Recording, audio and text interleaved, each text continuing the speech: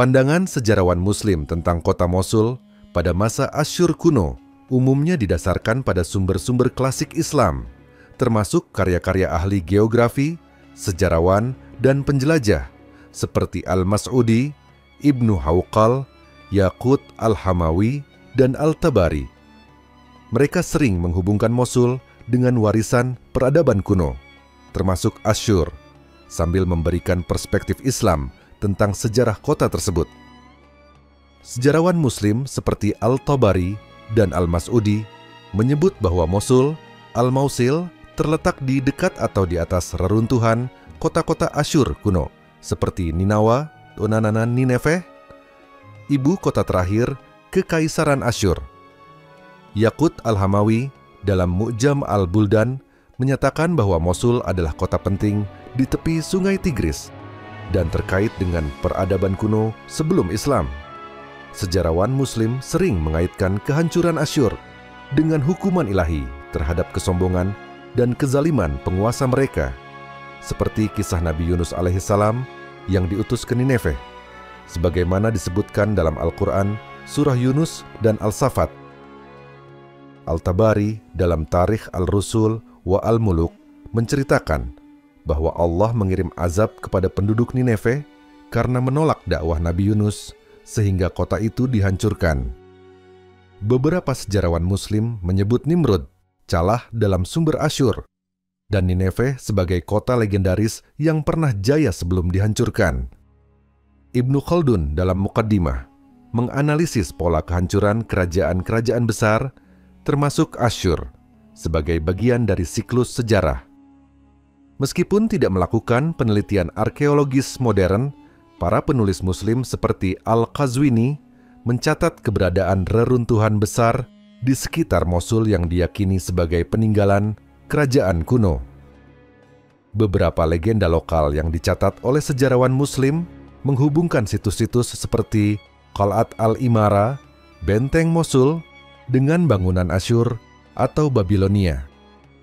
Sejarawan Muslim umumnya melihat Mosul sebagai bagian dari warisan peradaban kuno, termasuk Asyur, dengan perspektif yang dipengaruhi oleh narasi Al-Quran dan tradisi Islam.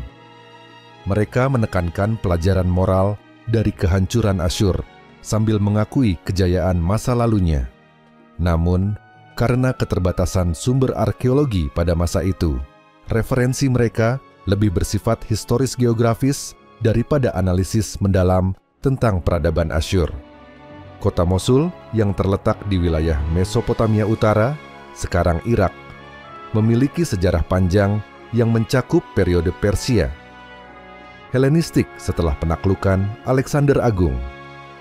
Namun, catatan sejarah Muslim tentang Mosul pada era ini seringkali didasarkan pada sumber-sumber yang lebih kemudian, karena para sejarawan Muslim seperti Al-Tabari, Al-Mas'udi, dan Ibnu Khaldun menulis beberapa abad setelah periode Helenistik.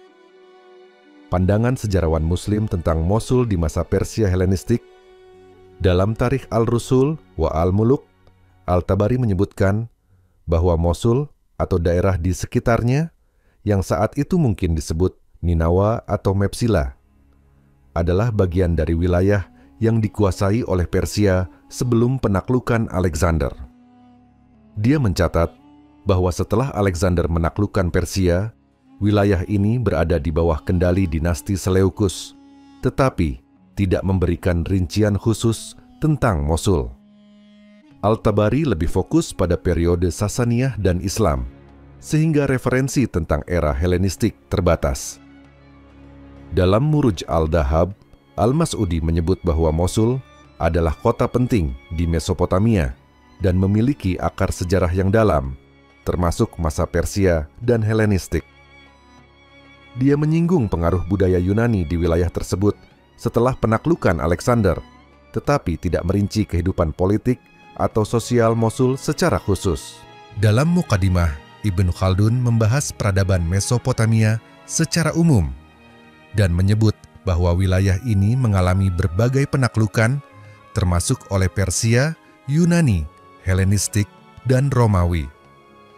Dia menekankan bahwa kota-kota seperti Mosul memiliki nilai strategis dalam perdagangan dan militer, tetapi tidak memberikan analisis mendalam tentang periode Helenistik. Sejarawan Muslim umumnya lebih tertarik pada periode Islam dan pra-Islam, terutama era Sasaniyah, daripada era Helenistik. Mereka sering mengandalkan tradisi lokal dan sumber-sumber Persia atau Syria yang mungkin telah kehilangan detail tentang periode Helenistik. Mosul pada masa itu mungkin belum menjadi kota besar seperti pada era Islam, sehingga kurang mendapat perhatian khusus. Meskipun Mosul disebutkan dalam karya-karya sejarawan Muslim, rincian tentang kota ini di masa Persia Helenistik sangat terbatas. Sebagian besar informasi yang ada bersifat umum mengacu pada pengaruh Yunani di Mesopotamia setelah Alexander Agung. Untuk rekonstruksi yang lebih akurat, para ahli modern biasanya mengandalkan arkeologi dan sumber-sumber Yunani Romawi seperti Strabo atau Plinius. Kota Mosul yang terletak di wilayah Mesopotamia Utara, sekarang Irak, memainkan peran penting pada masa Kekaisaran Sasaniyah. Pandangan sejarawan Muslim tentang Mosul pada periode ini umumnya didasarkan pada sumber-sumber Persia, Bizantium, dan Arab, serta tradisi lisan yang berkembang setelah penaklukan Islam. Berikut adalah beberapa perspektif dari sejarawan Muslim tentang Mosul di era Sasaniyah. Sejarawan seperti Al-Tabari dan Ibn Al-Athir menyebutkan bahwa Mosul, dikenal sebagai Mausil dalam bahasa Arab, merupakan kota penting di bawah kekuasaan Sasaniyah, berfungsi sebagai pusat militer dan perdagangan. Kota ini terletak di tepi Sungai Tigris, berdekatan dengan Niniwe, ibu kota kuno Asyur yang sudah hancur tetapi masih memiliki nilai simbolis. Mosul menjadi penghubung antara Persia dan wilayah Romawi Timur, Bizantium, sehingga sering menjadi medan perang antara kedua kekaisaran. Al-Mas'udi dalam Muruj al-Dhahab menyebutkan bahwa Mosul merupakan bagian dari provinsi Sasaniyah yang disebut Nodshiragan atau Adiabene, Hadyab dalam sumber Arab, sebuah wilayah yang makmur dengan populasi Kristen Nestorian, Yahudi, dan penyembah berhala.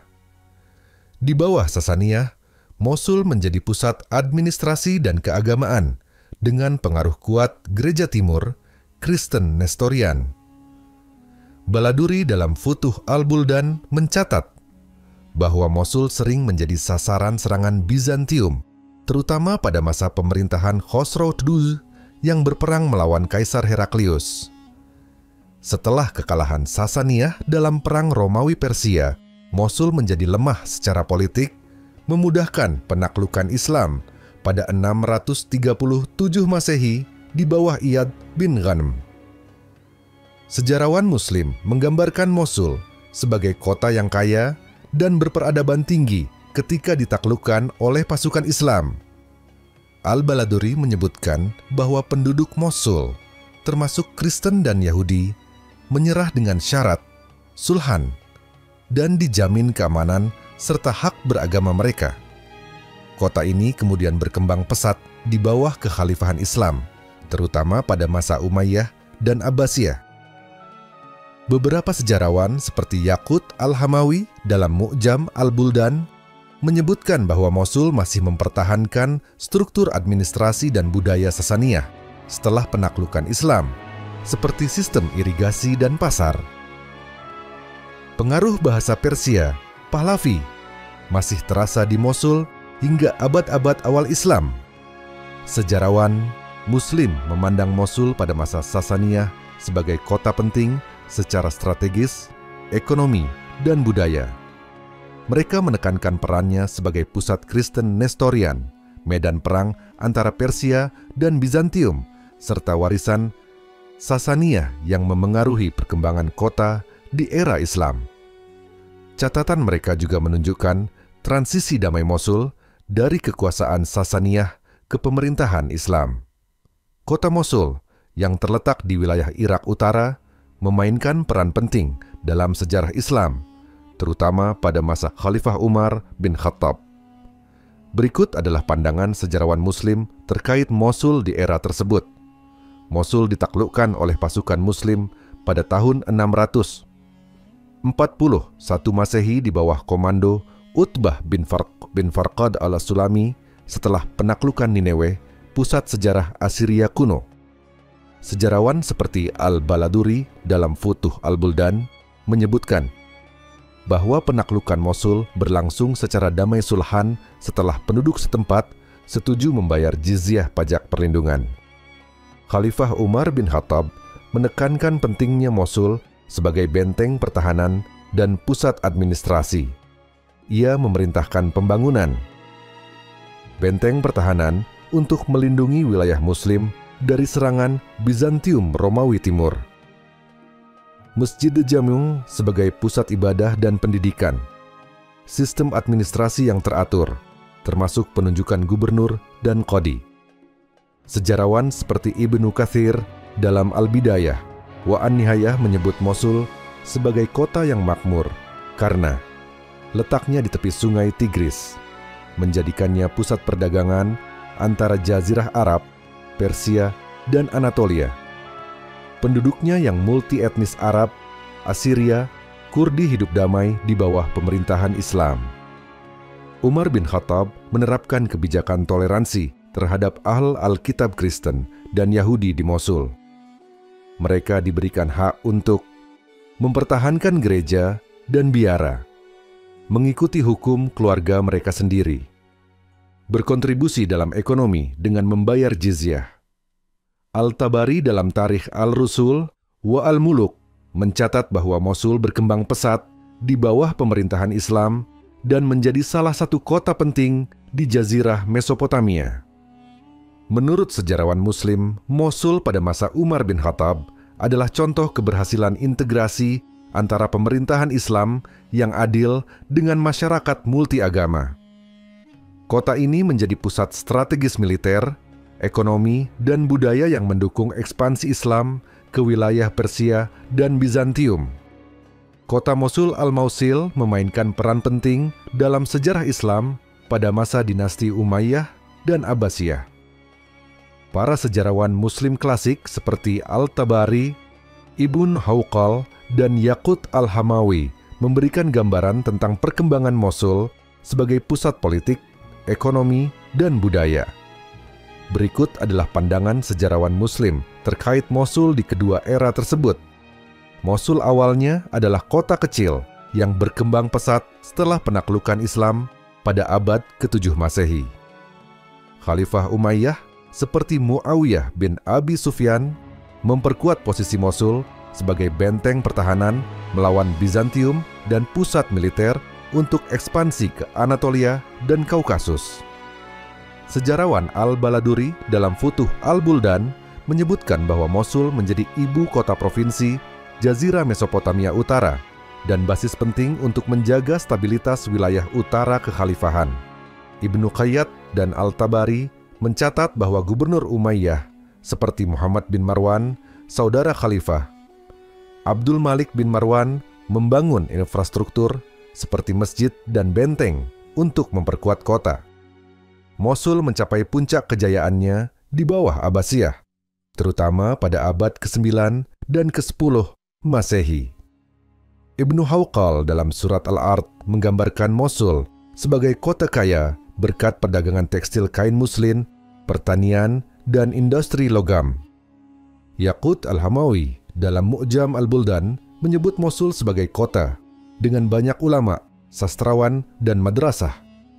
Kota ini melahirkan cendekiawan seperti Al-Hasan Al-Mausili, ahli hadis, dan penyair Abu Al-Tayyib Al-Mutanabbi yang sempat tinggal di Mosul. Pada abad ke-10 Masehi, Mosul menjadi semi-independen di bawah dinasti Hamdanid, terutama di era Saif al-Daulah yang menjadikannya pusat perlawanan terhadap Bizantium. Sejarawan Wal-Masudi memuji pembangunan istana dan perpustakaan di era ini. Al-Tabari mencatat bahwa Mosul sering menjadi rebutan antara Abbasiyah, Turki Seljuk, dan kelompok Syiah seperti Buyid, menunjukkan pentingnya posisi geografisnya.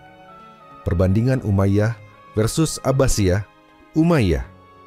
Mosul lebih berperan sebagai benteng militer dan pos administratif.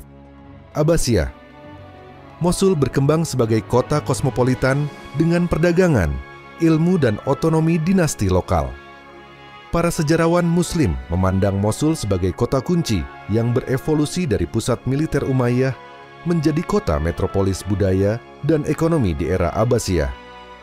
Catatan mereka menekankan peran geostrategis, kemakmuran, serta kontribusi intelektual Mosul dalam peradaban Islam.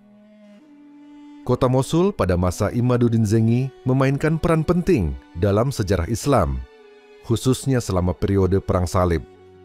Sejarawan Muslim memandang Mosul sebagai pusat kekuatan politik dan militer di bawah kepemimpinan Zengi yang berhasil mempersatukan wilayah-wilayah di Suriah dan Mesopotamia untuk melawan pasukan Salib. Berikut adalah beberapa pandangan sejarawan Muslim terkait Mosul di masa Zengi.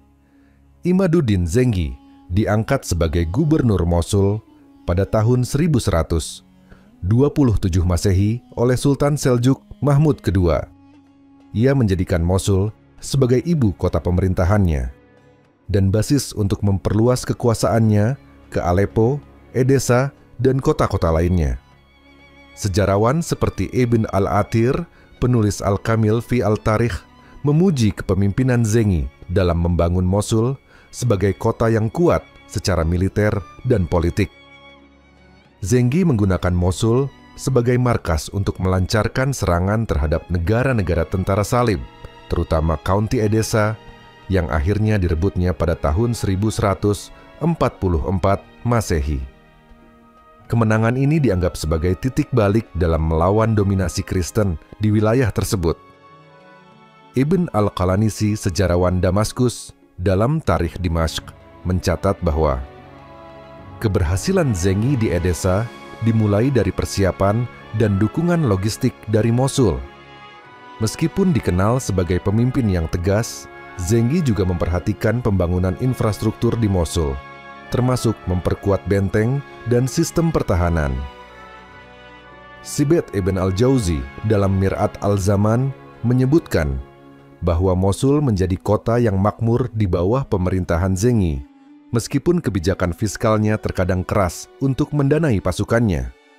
Setelah kematian Zengi, Mosul tetap menjadi pusat kekuasaan dinastinya Zankiyah yang diteruskan oleh putranya Nuruddin Zengi, yang juga menjadi tokoh penting dalam Perang Salib. Abu Syamah, penulis kitab Al-Raudatain, menekankan bahwa kepemimpinan Zengi di Mosul meletakkan dasar bagi kebangkitan umat Islam melawan tentara Salib di bawah Nuruddin dan Salahuddin al-Ayyubi. Bagi sejarawan Muslim, Mosul di masa Imaduddin Zengi adalah pusat perlawanan terhadap pasukan Salib dan simbol kebangkitan politik militer Islam. Zengi berhasil mengubah Mosul dari sekadar kota provinsi Seljuk menjadi ibu kota sebuah kekuatan regional yang berpengaruh. Kebijakan dan kepemimpinannya di Mosul menjadi fondasi bagi kesuksesan generasi berikutnya, seperti Nuruddin dan Salahuddin, dalam memerangi dominasi Kristen di Timur Tengah. Kota Mosul pada masa invasi Mongol abad ke-13 Masehi menjadi salah satu wilayah penting yang mengalami kehancuran besar, dan peristiwa ini dicatat dengan jelas oleh sejarawan Muslim kontemporer. Berikut adalah pandangan beberapa sejarawan Muslim terkait Mosul di era Mongol. Meskipun Ibn al-Athir meninggal sebelum invasi Mongol mencapai Mosul, karyanya Al-Kamil F. Mariwa Al-Tarikh, sejarah lengkap menggambarkan kekejaman awal Mongol di bawah Genghis Khan. Ia menyebut Mongol sebagai malapetaka besar yang belum pernah terjadi sebelumnya dalam sejarah Islam. Mosul saat itu masih di bawah kekuasaan dinasti Zenggit dan Abbasiyah, tetapi ancaman Mongol sudah dirasakan. Dalam Mufarrij Al-Kurub Faratatu Akhbar Bani Ayyub, ia mencatat bahwa Mosul setelah jatuhnya Baghdad 1258 berusaha menghindari kehancuran dengan menyerah kepada Hulagu Khan. Namun, penguasa Mosul, Badr al-Din Lulu, awalnya bersekutu dengan Mongol, tetapi akhirnya wilayahnya tetap dijarah karena kecurigaan pemberontakan. Dalam Jami' al-Tawarak, kompilasi sejarah, Rashid al-Din, seorang menteri Ilkhanat Mongol yang Muslim, menulis bahwa Mosul dihancurkan pada 2262 setelah memberontak terhadap pemerintahan Mongol. Ia menyebutkan pembantaian massal dan pengerusakan infrastruktur kota sebagai hukuman atas pembangkangan. Dalam Al-Suluk li Ma'rifat Dual Al-Muluk, Al-Makrizi menekankan kehancuran Mosul sebagai bagian dari dampak jangka panjang invasi Mongol terhadap peradaban Islam. Ia mencatat kemunduran ekonomi dan intelektual Mosul pasca invasi. Mosul, yang sebelumnya merupakan pusat perdagangan dan budaya, mengalami kerusakan parah akibat pembakaran, pembunuhan, dan pengusiran penduduk. Beberapa sejarawan menyoroti sikap penguasa Mosul Badr al-Din Lu'lu yang awalnya bersekutu dengan Mongol tetapi gagal melindungi kota. Invasi Mongol di Mosul dianggap sebagai titik balik kemunduran kota tersebut, meskipun kemudian bangkit kembali di bawah pemerintahan Ilkhanat yang akhirnya memeluk Islam. Sejarawan Muslim memandang kejatuhan Mosul di tangan Mongol sebagai tragedi besar yang mempercepat keruntuhan politik dan budaya Islam di Mesopotamia. Namun, catatan mereka juga menunjukkan kompleksitas hubungan antara penguasa lokal dan Mongol, termasuk upaya adaptasi dan bertahan hidup di tengah kekerasan. Kota Mosul pada masa kekuasaan Timurid dan Turkmen mengalami dinamika politik, ekonomi, dan budaya yang kompleks. Berikut adalah pandangan sejarawan Muslim terkait periode tersebut. Mosul ditaklukkan oleh Timur Leng pada tahun 1393 Masehi dalam ekspansinya ke Mesopotamia. Sejarawan seperti Ibn Arabsyah, sejarawan Arab yang kritis terhadap Timur, menggambarkan kehancuran yang dialami Mosul akibat invasi Timur, termasuk pembantaian penduduk dan penghancuran infrastruktur.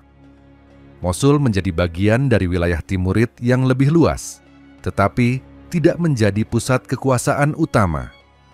Kekuasaan dipegang oleh gubernur yang ditunjuk oleh dinasti Timurid di Samarkand atau Herat.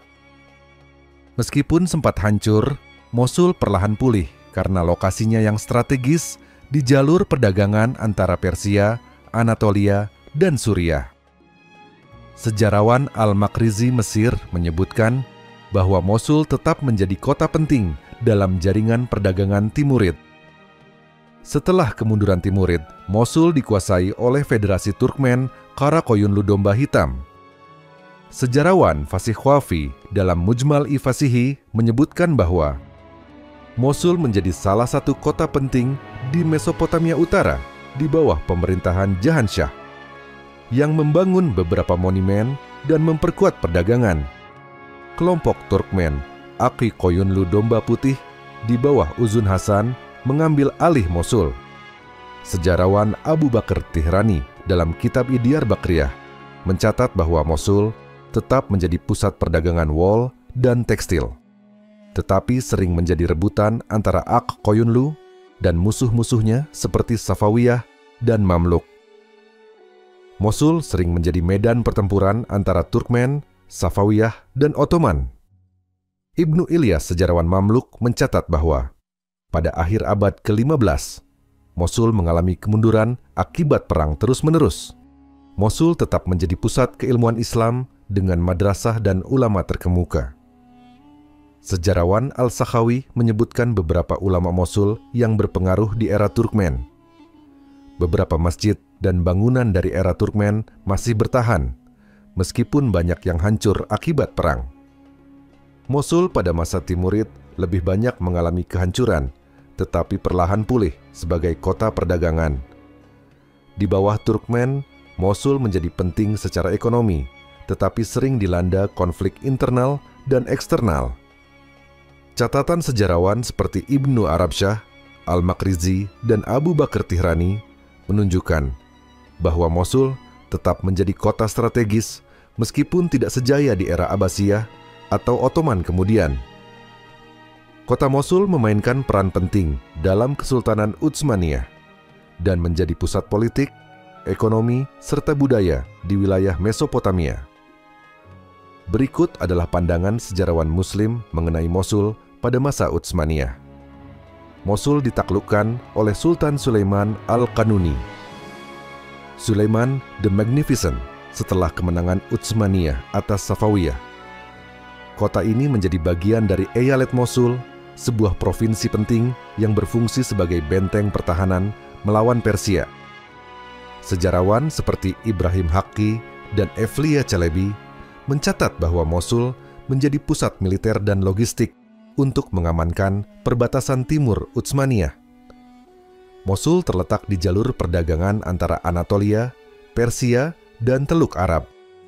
Komoditas seperti kapas, wool, dan minyak mentah nafta diekspor ke wilayah Utsmaniyah lainnya.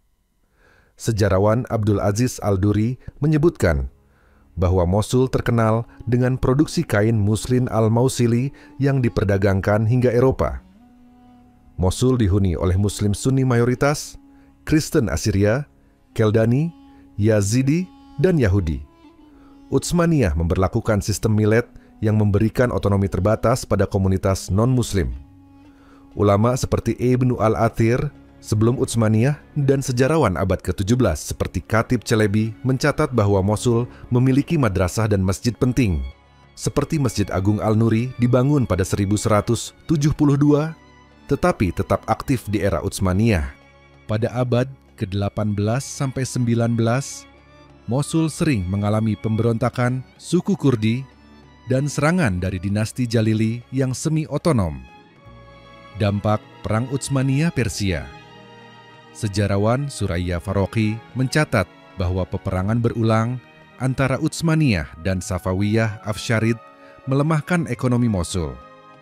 Utsmaniyah memperkuat kontrol langsung atas Mosul, mengurangi kekuatan keluarga Jalili, dan memperkenalkan modernisasi administratif. Perang Dunia I dan kejatuhan.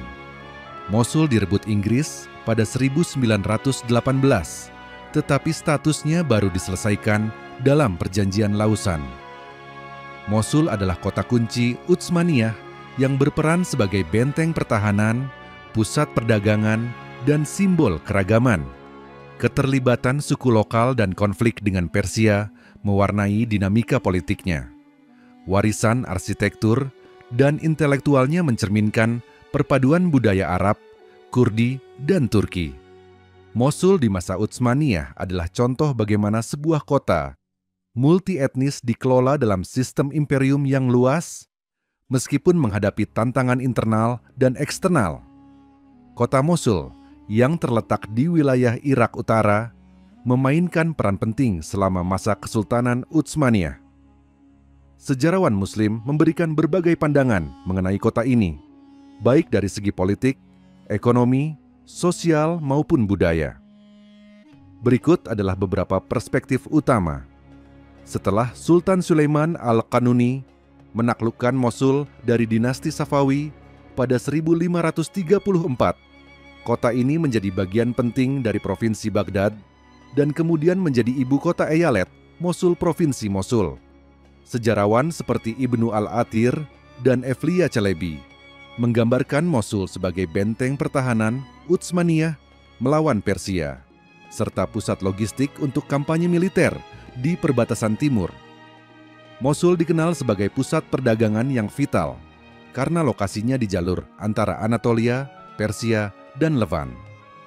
Sejarawan Mustafa Ali Al-Mausili mencatat bahwa Mosul menjadi penghasil tekstil kain muslin, minyak bumi sebelum era modern, dan produk pertanian seperti gandum dan kapas. Kota ini juga menjadi pusat perdagangan antara Aleppo, Baghdad, dan India. Mosul merupakan kota multi-etnis dan multi-religius, dihuni oleh Muslim Sunni mayoritas, Kristen terutama gereja Kaldea, dan Suriah Ortodoks, serta komunitas kecil Yahudi. Sejarawan Abd al-Ghani al-Nabulsi, abad ke-17, mencatat toleransi relatif di bawah Utsmaniyah, meskipun terjadi ketegangan sesekali antara kelompok Sunni dan Syiah, serta antara Muslim dan Kristen. Utsmaniyah membangun banyak masjid, madrasah, dan pasar di Mosul. Evliya Çelebi dalam Sihatname Buku Perjalanan memuji Masjid Agung Al-Nuri dihancurkan pada 2017 dan benteng kota sebagai simbol kejayaan Islam. Namun, beberapa sejarawan mengkritik kelalaian Utsmaniyah dalam pemeliharaan infrastruktur di akhir abad ke-19. Sejarawan seperti Ahmad Susa, penulis Madinat Al-Mausil fi al-Tarikh, menyoroti kemunduran Mosul akibat korupsi administratif, tekanan ekonomi, dan invasi epidemi. Kebijakan Tanzimat Reformasi Utsmaniyah tidak sepenuhnya berhasil meningkatkan kesejahteraan Mosul, dan kota ini semakin terpinggirkan setelah pembukaan terusan Suez yang mengalihkan rute perdagangan. Mosul melahirkan banyak ulama dan cendekiawan Muslim, seperti Ibnu Al-Jauzi, walaupun hidup sebelum era Utsmaniyah, dan Abdullah Al-Mausili, yang berkontribusi dalam ilmu hadis, fikih, dan sastra. Madrasah-madrasah di Mosul tetap menjadi pusat pembelajaran meskipun mengalami kemunduran ekonomi. Sejarawan Muslim umumnya memandang Mosul sebagai kota strategis dalam Kesultanan Utsmaniyah, dengan peran penting dalam pertahanan, ekonomi, dan keilmuan. Namun, mereka juga mengakui tantangan yang dihadapi kota ini, terutama di akhir era Utsmaniyah, sebelum jatuh ke tangan Inggris pada 1918.